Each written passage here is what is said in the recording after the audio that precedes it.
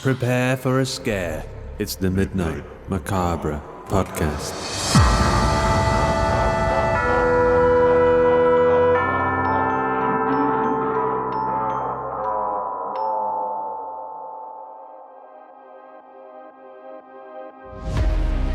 Greetings, my gruesome gremlins, and welcome to tonight's instalment of our Midnight Macabre Halloween series, live from Old Mill Lane. I am your mistress of ceremonies, Laura Lambton, and tonight we're getting you in the mood for the big weekend with a story featuring a Halloween party in the very walls of this mill back in 1985.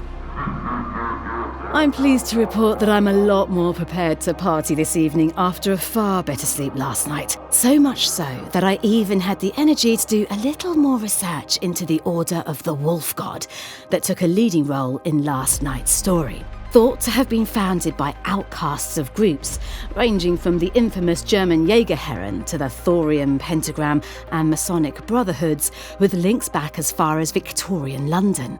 Only a single potential group member rumoured to be connected with the disappearances was ever formally named. And that person is Francis Chambers, a local amateur historian, prominent member of the local community, and a member of the Board of Governors. Allegations of his involvement in the case of several missing pupils from local schools were initially dismissed out of hand, but local residents began to lose faith with Chambers following his own unexplained disappearance. Upon a thorough search of his home, police found personal articles of several of the missing students, along with belongings linked to missing persons cases dating back a further 15 years. Tattered remains of a body rumoured to be that of Chambers were found in dense woodland around 20 miles outside of Bramshire, though no formal identification was ever issued by police. It's thought that, having gone into hiding in the wilderness to escape the investigation, the sadistic killer had eventually just succumbed to poor nutrition and exposure before falling victim to scavenging animals. While several items of occult paraphernalia were also found in Chambers' home, no leads to the identity of other cult members were ever uncovered, or at least declared by police. For more on this story, check out the thread on our socials at MN Macabre Pod. Returning then to the 1980s and tonight's story. As a young woman prepares for the must-attend local Halloween party, her eccentric grandmother's paranoia about several of the partygoers has her worried that her granddaughter is going to come away feeling worse than a little hungover. Extracted from original diaries from the alleged participants and performed tonight by Jasmine Arch, I give you the host of Old Mill Lane. The Saturday before Halloween, I stood by Nan's kitchen window, leaning against the windowsill and surveying her overgrown garden, splashed with blue and crimson all summer, now just a desiccated tangle of weeds. Nan, why don't I come back tomorrow? We could clear the yard, perhaps start some neat flower beds for next year. Flower beds? No thanks. Any idea how long it took to get that vervain thriving? Come on, let's have some garlic soup while we come up with a plan. I walked to the table, carefully avoiding my face staring back at me from 20-odd gaudy mirror frames out of Nan's collection. I agreed to tea, Nan, not battle plans. I slipped into my seat and breathed in the heady aroma of Nan's favourite soup. We don't need them. Jasper Kane's a nice guy. He's sponsoring the haunted house we're building inside the mill, you know. Of course he is. It's the perfect trap. Her cool blue gaze met mine across the glossy green melamine. Everyone will walk into it wide-eyed, bleating like the sheep they are. Don't you see? Nan, there's no such thing as vampires. I laid a hand over her wrinkled one. You've got to stop this or they won't let you keep living here by yourself. Would it have made a difference if I'd taken the time to listen to her instead of agonizing over the perfect costume? Perhaps. But when she called me later that week and asked if I felt like going to the mill together to help decorate, I thought it had worked, that I'd finally gotten through to her. As daylight faded on Halloween night, I smiled at my reflection. Liquid eyeliner connected the blackened tip of my nose with my Cupid's bow, still gleaming wet. It tickled and I crinkled my eyes as the pressure of a sneeze built up inside my sinuses. With a practiced movement, I applied a thick layer of black lipstick and pressed my lips together. I stepped back. My reflection was a stranger. Blue eyes shockingly pale, surrounded by heavy black eyeshadow. Tiny cat ears peeked from a mass of crimped hair. I turned, checking the thin tail Nan had helped me sew to the back of my dress. Outside, a car roared up the driveway and blasted its horn. I grabbed a little black purse, slipped on my heels, and ran downstairs. A black BMW with tinted windows rumbled impatiently as I walked out my front door. I got in the passenger side, sinking into the soft leather seat.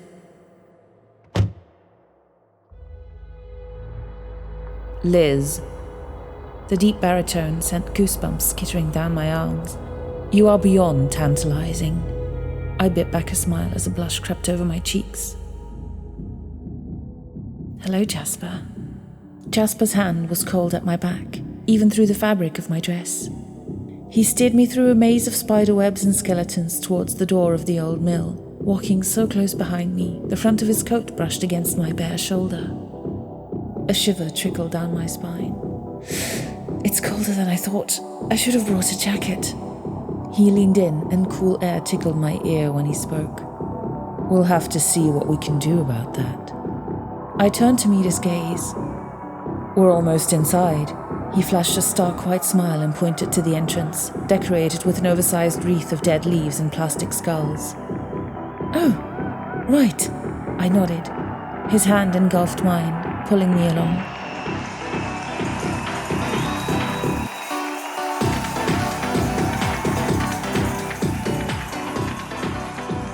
Inside the mill, faces swirled round, red-cheeked and laughing and loud.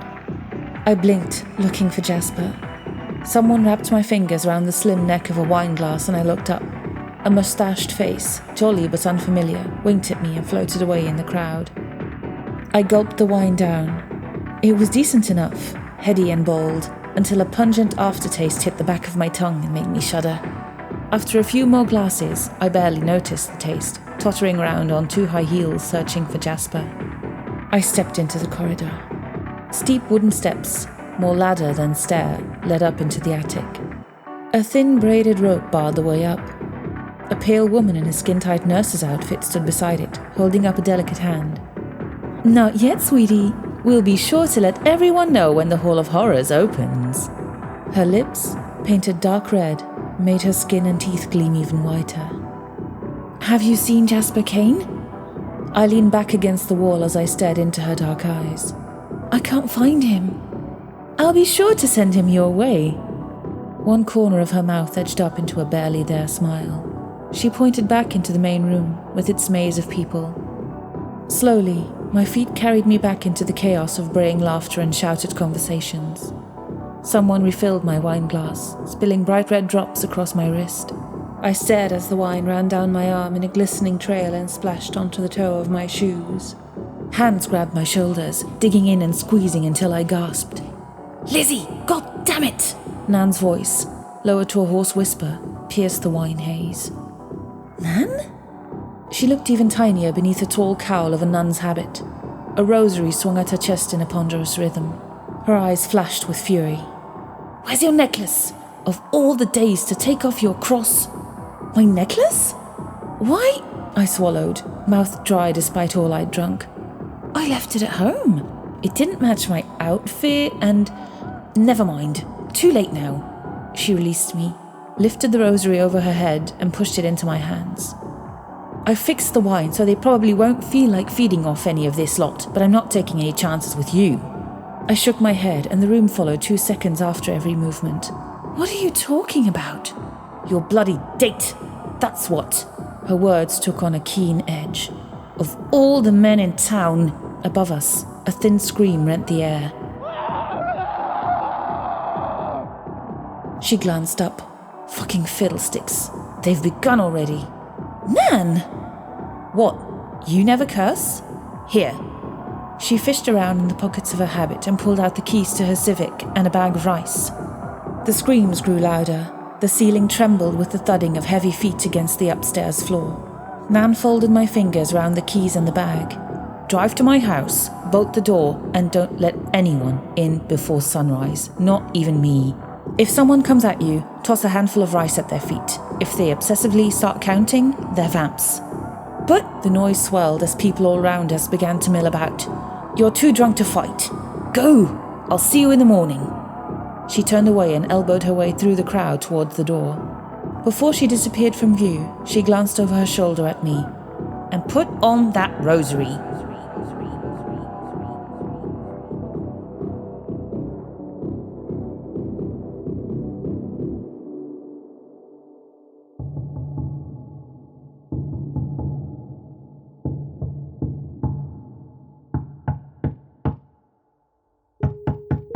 I woke up in the dark, nestled on Nan's couch.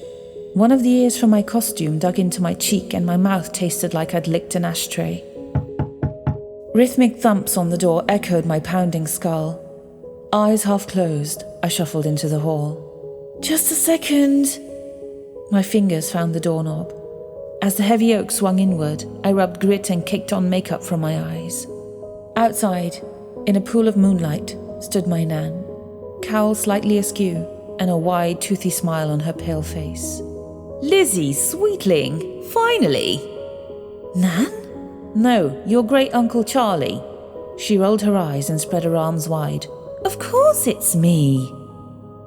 But you said you wouldn't be back before dawn. Frowning, I crossed my arms. She shrugged and shook her head. Oh, that was all a misunderstanding. I met your friend Jasper. He explained everything. You met Jasper? Charmer, isn't he? She looked like Nan, but the saccharine voice and too bright demeanour belonged to a stranger. So, all sorted now? Precisely, and not a moment too soon. I'm too old for these adventures. Right.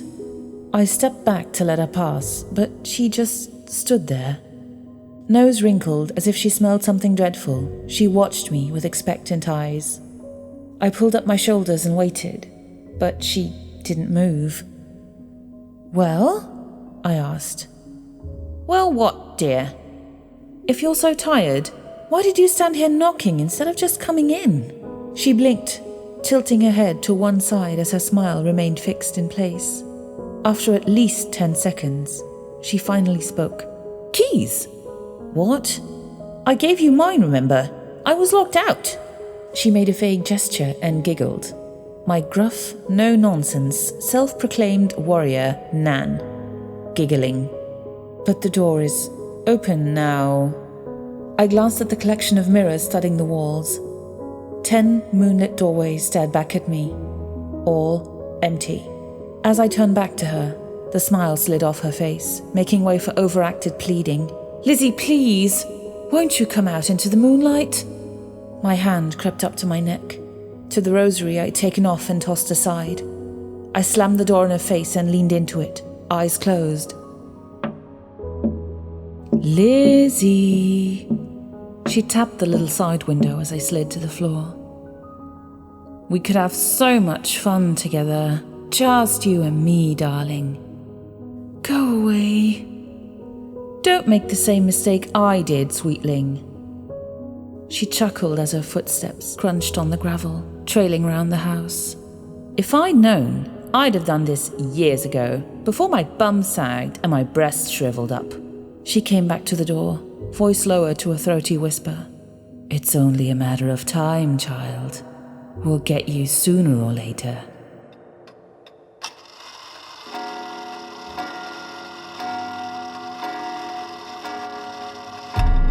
I squeezed my eyes shut and gulped. The old clock chimed 6 times. Almost dawn. I'd be safe for a while. What had she said at the party? Throw rice. The bag she'd given me was nowhere in sight, so I clambered to my feet, dashed into the kitchen, and ripped open random cabinets until I found a tattered box of rice. She'd gone quiet, but she was still out there in the waning moonlight.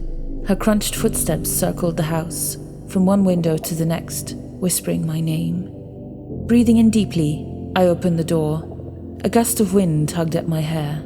A cruel grin appeared on that cold, white face. Change of heart? I shook my head. I'm sorry. Her gaze narrowed and she stepped back as I tore the lid off the box, scattering its contents across the walk. Gaze glued to the rice grains, her eyes flitted back and forth as she began to count under her breath. 2, 3, 4, 6, 7, 8, 9, 10, 11, 12, 13, 14. If I'd listened. She inched forward, working her way across the grains at her feet at an inhuman speed. The corners of her mouth teased upward. I glanced at the sky, lighter by a fraction, but still a good way from sunrise.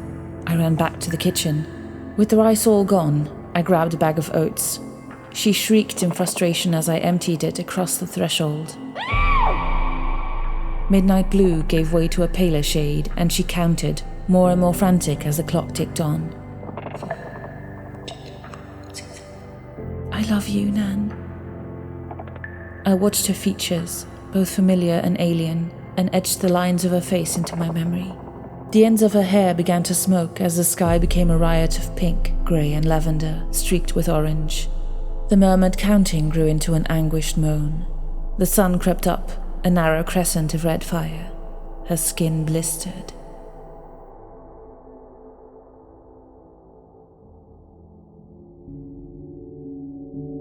Most of the people at the mill woke up with a vicious hangover and the foulest garlic breath you've ever smelled. She'd fixed the wine all right. Jasper and his followers got to a few of the partygoers before her brew did, but thanks to Nan, most of us survived. If only she drank her own concoction. Instead, I watched what was left of Nan combust on her own doorstep. A small pile of ash on her front walk was the only thing left of her to bury. I've been on the hunt for years. Since the day I walked out of the graveyard with Nan's rosary wrapped around my wrist. This is my life now. It's all I have left.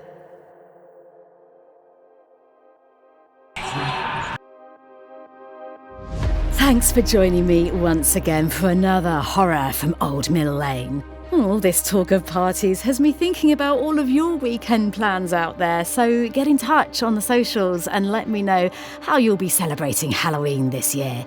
Hit me up at MN Macabre Pod with your scary movie recommendations, your themed snacks and cocktails, your party invites, and any of your own plans to seduce and recruit your dates into your own unholy legions. As always, thanks to all of our supporters that make the show and this special week possible. Big shout out to Harper & Sons Media for generously providing the audio mastering on all of our content this week. Until tomorrow then, keep your rice handy and don't go inviting just anyone in. The Halloween Horrors of Old Mill Lane is produced by Hawk Cleaver and stars Emily Booth. Editing by Carl Hughes and directed by me, Andy Conduit Turner. Tonight's episode, The Host of Old Mill Lane, was both written and performed by Jasmine Arch. Music by Sergei Cheremisinov, sound effects from freesound.org and zapsplat.com. The entire series is produced under a Creative Commons license, which of course means don't sell it, don't edit it, but you can go ahead and share it as much as you would like. Thanks and join us again next time.